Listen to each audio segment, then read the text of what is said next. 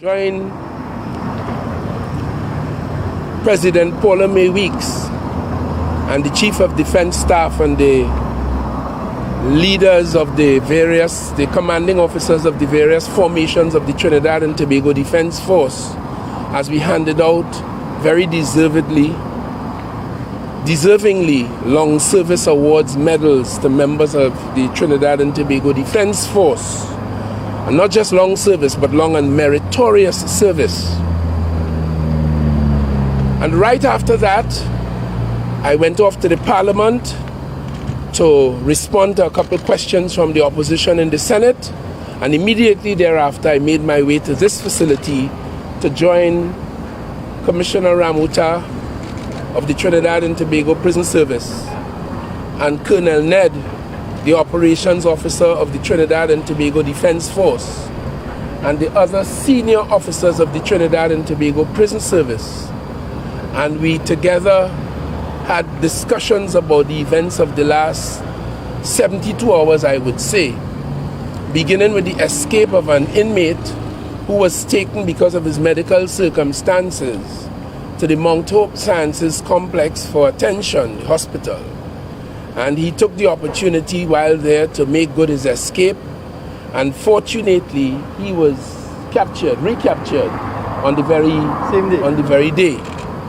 And while we were getting past that, because an escape from prison is quite a serious thing, the public of the country are expected to, it is reasonable for them to accept and expect that when the courts send persons here for custodial purposes, that they are kept safely from themselves, from others, and surely from creating further harm to the society. So a prison escape is quite a serious matter. And of course, as we were getting past that, news came in of the escape of the 5 inmates from here. I received a preliminary report which reflected, and I have just had an opportunity to tour the facility and to see the exact location that was used in this escape, and to have had discussions with the engineers of the prison service and the engineers of the Trinidad and Tobago Engineering Corps of the Defense Force and the administration of the prison service, and to contemplate things that must be done in order to ensure that we don't have a recurrence of this kind of situation, which is very, very troubling indeed. So we toured the facility, we looked at the locus of the escape, and we immediately put heads together, and the experts, the professionals, engineers, as I say, have worked out some immediate solutions to those particular problems, to harden the fort, harden the target even more so as to prevent further occurrences. So that was really the purpose of this visit. When I leave here, I propose to visit the Mount Hope Hospital to see with these eyes, because I received a written report from the prison in respect of that issue. As a common-sensed human being, I wanted to get a wholesome picture. So I feel if I see, much like when a judge, and I'm not a judge, but I have been as a practicing lawyer to crime scenes with judges, so I understand the value of seeing. It really does bring the picture home a whole lot clearer than one's imagination or one's cognitive accumulation coming from a report or reports that one would have had. So for that reason, I'm going to pay attention to that location as well. So in the meantime, just to report to you that we are very mindful of the trauma and the concerns that prison breaks generate. And we are very regretful at it. It brought a pall of sadness upon me to learn that these men, particularly low-risk prisoners, they were not expecting that from the reports I've had. These are men who would have done fairly short sentences at the Carrera Island prison. And then they were brought here 4 days before this escape in order to benefit from training in body straightening and repairs to prepare them for productive re-entry into the society. and they made an opportunity to make good their escape. It really made me sad. Can I get your thoughts on and of course, alongside that sadness, I was quite proud and quite happy at the interagency response that came. Something that has been worked upon for many months past, even before I came to the ministry, involving the police, involving the defense force, involving, of course, and led by the Trinidad and Tobago Prison Service in this context, and of course the intelligence agencies, all working together. So as this thing happened, that plan went into effect, and you would have seen out there all elements of national security coming to bear. And fortunately, within 48 hours, within 24 hours, I think, within 24 hours, we were able to recapture 4 of the escaped persons, and they are now safely back where you, the public, would want to see them. And of course, one is still at large, a certain Anthony 𝙤𝙀. And I am advised and verily believe that prompt and swift and ready action is on the way to try to bring him back into custody. So I would now make the platform available to the professionals, the administration of the prison service, and others in the event that you have any questions for them. I have a question for you, Mr. Minister. Given what you have seen, what you saw today, is it an infrastructure issue? Is it that there's something physically needs to be built? Is it something with more money? What do you see as the issue? How do we solve this issue and prevent it from happening? Based on the preliminary reports I've had and what I've seen, it is a combination of those. So there's an infrastructure issue. Was it like aging infrastructure? Can you expand a little bit on? No, it's a matter of making more secure the area that was used, or the areas that were used. It's one area that was used, but where that is replicated, making it far more secure, and that can be done based on the technical advice I've had, and it will be done, and it will be done promptly. Minister, coming to what the Prison Officers Association is saying regarding the monies that are being allocated for private security, for that could be allocated to do infrastructural work at the prison. What is their views? Is the association making an honest claim, or is not? Well, two things. In the first place, as Minister of National Security in a scenario like this, I am to communicate, as I have done since this event took place, with a report from the Commissioner of Prisons. I consider, as Minister of National Security, that the voice that I would listen to and be guided by in terms of the position of the Trinidad and Tobago Prison Service would not be anyone else than the administration led by the Commissioner of Prisons. So that's the first point. I take my time in on these matters from the prison administration. Only? I am not ruling out the views of other people, but for these purposes, I would communicate with, and I intend to continue to communicate with, the prison commissioner, who I understand and believe and accept would give a fulsome picture of what has happened, and that he did today. So you don't think the Prison Officers Association will do the same thing? The Prison Officers Association is an important association, but I am dealing with the prison administration in treating with this matter. The Prison Association has its own ambit, it has its own responsibility, legitimate and valuable and necessary as that is. But this matter is about the prison administration, and I confine myself to that for the time. Tell me, Minister, the claims of that private security companies moving prisoners 200 to 300 feet to a virtual court and still being paid, that company still being paid. I am advised by the prison commissioner that that scenario is no more. As of when? It existed for some time, because once we broke out from the virtual hearings in the court, where we had prisoner transport, those facilities were here, and they were used internally to the extent that they had to, and to some extent externally as well. But now, within recent times, not so recent, a few months ago, we established a remand court facility inside of here to respond to the COVID virtual hearing platform. And therefore, the prisoners are not, it's not necessary for them to travel from the prison to the various courthouses anymore. And therefore, that service was no longer necessary.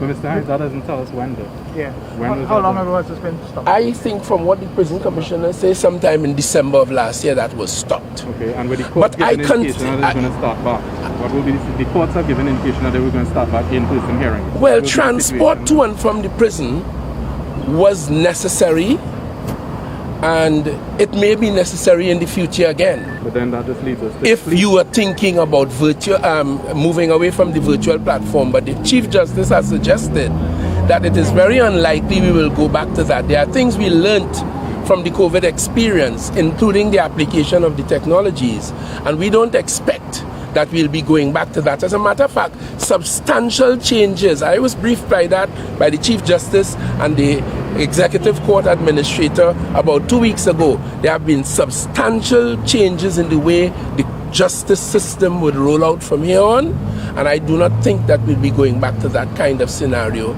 in the way you had seen it previously. Minister, good afternoon. Are you able to tell us specifically what you saw, if you were able to tour only the confinement from which those men escaped, or did you tour the entire prison? I didn't tour the entire prison. I toured the entire area that housed those low security inmates of the likes I just told you. People who do work around the prison, in the kitchen, am I correct? Correct. And on the gardens, you know, they have agricultural projects around here. That facility houses inmates that are a lot more free than high-risk prisoners, because they come out, for example, and go to the farms and garden, and they pose no real risk. These fellows came from Carrera to be the beneficiaries of this training in anticipation of their re-entry into the society, and they exploited the more liberal condition in which they were kept. So that's why I was saying to Kezhan, there's an element of the human insider here too. It's a conglomeration of them all. Just adding to Vishy's question, at this time, is that area fixed or repaired, or is it something that you don't know? So what has happened in the particular area, and I think these are matters that are so technical, the commissioner and they should really be talking about it. But from what I have seen, the area in which that happened has been cleared out, and they have been put somewhere else for the time being until we are able to address in quick order the particular problems of which I spoke. Looking at the infrastructure, Minister Hines, knowing that this building is an ageable one, is there any plans in your mind to do some level of overhaul or even rebuild, because they were taught that's what I just said. We have just, and even before today, they had come up with some ideas, and we will then move to refurbishing those and hardening them so as to make that kind of occurrence less likely, if not obliterated altogether. And I want to tell you, in terms of infrastructure and new buildings, as I speak to you, work is actually going on. We have just completed the southern wing of the remand prison, refurbished. I visited it some months ago, didn't visit it today, where we put toilet facilities inside of there rather than the slushing and the slopping, as they used to call it.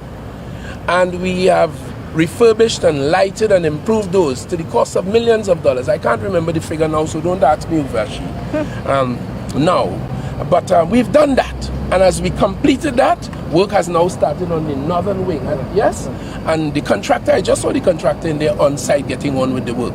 As I speak to you now, there's another contractor dealing with some of the alarm systems that need upgrading, and in a new facility in there implementing. So it is not that ongoing improvements are not done. There was a time not too long ago when this building was not here, you know. When I was minister with the responsibility for national security, this was not here. There are places in there that was not there. The new building I just met for the commissioner's office, was your office in there? Tribunal. Yeah, the tribunal room and that whole building, that wasn't there before, you know, it was put there. And a lot has been done. A lot has been done, and it will continue. This immediate one, do you have a budget and time frame for whatever needs to be fixed? Yes, I've had some ideas from the experts about the budget, and yes, they're putting together the final documentation. So I don't want, especially to you, a professional journalist, to misquote anyone and create another kind of journalistic problem. You think you have the money now? It's something you have to go to the Minister of Finance. We have always treated national security issues as a high priority issue, and I'm sure I'll have little difficulty in persuading the cabinet of the need for resources when it comes to issues of national security. Minister, of course, this is about the third or fourth time we've seen inmates or prisoners abscond from prison custody. Is this a trend? What is causing this? I mean, we don't hear about these stories very often, but over the past year, I think, if I'm not mistaken, it may have been about 3 or 4 instances. Commissioner, I can't speak to them as a matter of fact, so I think the commissioner should speak to that. Is this indicative of the prison service? Are they weakened in some sense? Because we see that, as Minister mentioned, these persons, they capitalize on a few opportunities that they do have unsuccessfully. I would say that the escapes you speak about was far and wide, and all have been investigated. Human beings being crafty and skillful, we have to keep modifying our security systems all the time. If you take it as a ratio or percentage of the escapes for over the year, it is not as bad as that. Commissioner, could you just turn this way to the camera? But of course, Commissioner, I mean, the records will show most of those who have absconded or escaped, they were recaptured within 24 hours or so? Yes, that is correct, and we can give credit to the forces for that. The security personnel in the country needs high commendation in helping us recapture those inmates. The minister would have hinted, well, a slew of issues. Do you think that personnel should be reprimanded in any way for what happened yesterday? The officers, I mean? Our investigation is on its way, and if anyone is found culpable, yes, they will be dealt with. Commissioner Ramuta, what does this mean for other inmates who may be a part of a rehabilitation program? I think it was sometime last year in one of the agricultural gardens, one of the areas they grow crops, they found a series of, high-powered weapons, including explosives. With all of these things in mind going forward, will there be any additional security, any changes to who and how they are able to access these different facilities? Yes, we have increased our vigilance, but no way, no time will we stop our rehabilitative program for the inmates. There's no correlation there. Rehabilitation is a must. It's our mandate to do that, and we will continue to do those things while we keep check on our security. The issue of prison officer security. This is the first time I'm interviewing you. Sure. Your former commissioner had the issue of losing several officers on the job. What are you doing to take what he had begun to protect prison officers and push that forward? The former commissioner did an excellent job in security, and that will be continued. Whatever we can add to it, given the resources, we will do. A high thing on the agenda, though, is motivating staff. I'm going to concentrate on motivating our staff so we can work as one unit.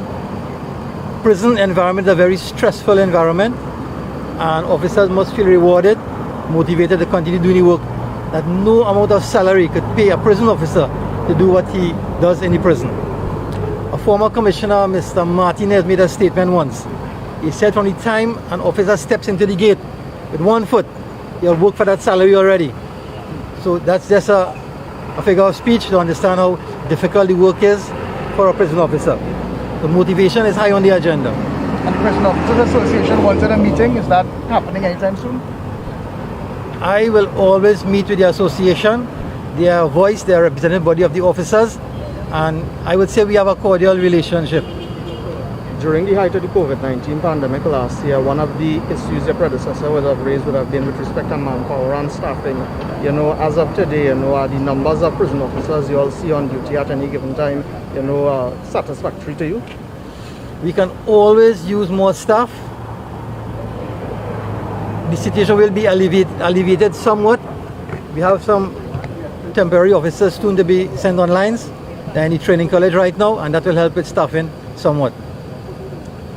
Minister, your political adversaries have once again called for your removal as Minister of National Security. How would you respond to that over this most recent incident? I, to a large extent, shadowed national security when I was a senator.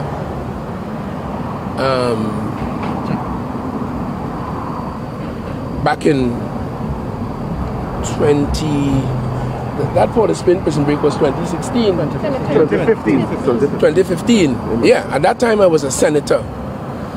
I have always said, I read criminology at postgraduate level, and I'm a very common sense man, and I've been around this governance platform for many a year.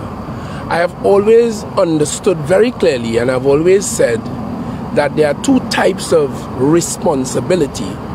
If you talk about responsibility in the context of blameworthiness, that's the reason why in this jurisdiction we ascribe criminal responsibility to the person who is blameworthy, the person who did it. I would not be charged for your murder. So responsibility in that sense will fall on those who did it, stabbed or shot or otherwise killed or created the harm. And then there's constitutional responsibility as a minister of government, meaning I am responsible to the cabinet, I'm responsible to the parliament, and I'm responsible to the people. I have responsibility to account for the goings on in the particular estate or ministry. Two separate issues. So when I heard one of my opposition colleagues calling on me to resign, I thought of 2015. I was wise and learned enough not to call for no minister to resign. And in any case, I didn't have to. 𝙤𝙘𝙪𝙧𝙞𝙪, during the 6 years she was in government, appointed 6 national security ministers. And 𝙤𝙘𝙪𝙧𝙞𝙪 has been fired about 12, 15 times on the trot, a serial political loser. So when I listen to them, I know what my role and I know what my responsibility is, and it included making first opportunity contact with the prison administration and with the experts of the Trinidad and Tobago Defense Force, the Engineer Battalion, and with the experts of the Trinidad and Tobago Prison Service in the context of prison security, and to be guided by them as to the nature of this problem and what must be done to resolving it. I have fulfilled to that extent my responsibility. When the bills come to national security, and I underscore them, underwrite them, and make a request to the cabinet, I would have been carrying out my responsibility. So I know what my role is. I know what my responsibilities are. So I ignore them. They can talk, but we don't have time for talk. We have to govern. We have to carry on the business of managing the affairs of this country. And those with whom I work in national security understand very clearly it is no easy work, but it is necessary work, and it is being done. I would like to thank you all very warmly. Good luck, God bless, love Trinidad and Tobago, and together in an interagency platform we will continue to work to bring peace and safety and security to the people of Trinidad and Tobago, by the noise and the UNC shouting. God bless you all. Thank you. Thank you very much. Can I get a picture of you without your mask for archives?